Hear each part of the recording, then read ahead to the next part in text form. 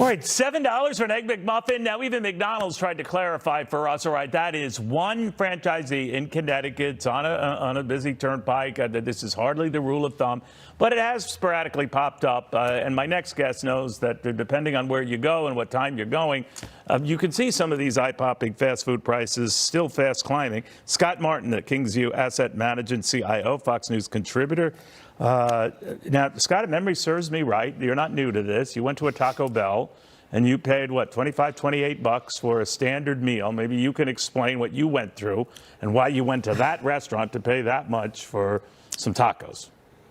I went through a lot of shock, Neil, and we experienced that together because you had explored that lunch with me when I brought it up on your show, in fact, on FBN. So, look, it's what the market was affording at that time, Neil, and it was a couple tacos, a couple burritos. There's the order right there, and it adds up. It's about $28 with a very high Illinois state tax, of course. We can't forget that as far as sales tax, but something that is similar to the Egg McMuffin. You mentioned the location. As I was going to Taco Bell here in downtown Chicago, it's what the market kind of can bear, and so as you see people increasing their demand for these items, the prices are likely to go up.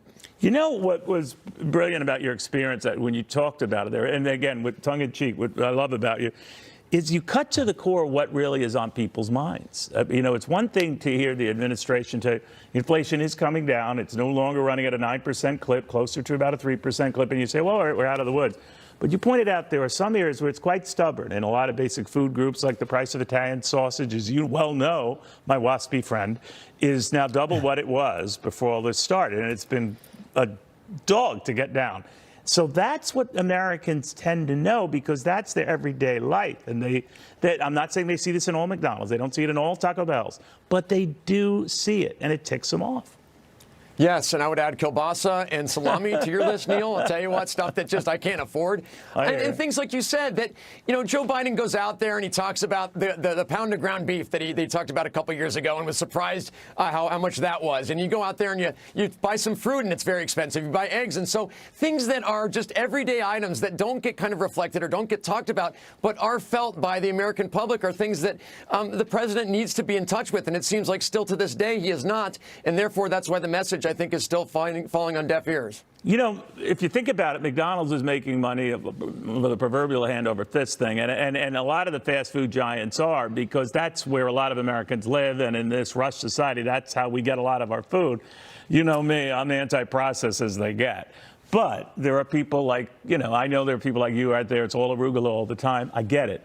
But that's one thing I think a lot of folks miss, that when they talk about this in academic terms, and the facts do indeed support an argument that things are better, in some pockets they're not getting better. And those are measurable things for people and make a difference between some people ordering one Egg McMuffin versus me maybe ordering 8 to go.